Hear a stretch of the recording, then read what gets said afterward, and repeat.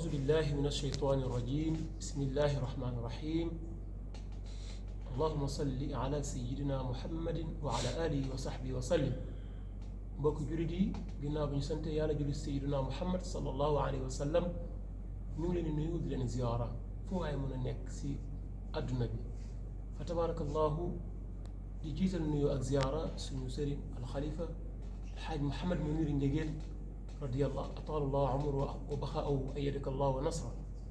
mu mel ni kii fa tabarakallahu ñu ngi fii si seen bii ñuy woowee mouvement sant yàlla TV ñëw nag di jàll lenn si ay émission yoo xam ni dina daw si seen bi suñu jotaay bii nag mooy andi leen lenn si jotaayu mag ñi jotaayu mag ñi boo ko déggee mooy fas yéene insha allahu toppal leen seeti mag ñi nga xam ni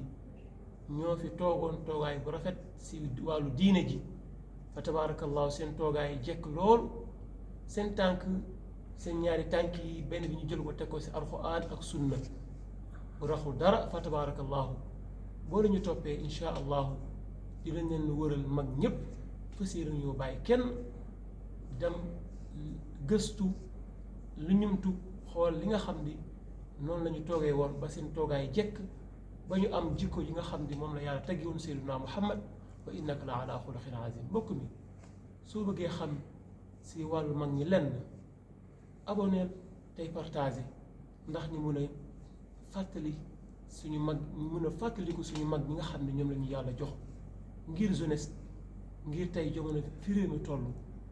jikko yi commencé réer yi am valeur ñu mun koo dabuwaat lijjantiwaat ko ba mën a defar suñu réew defar suñu askan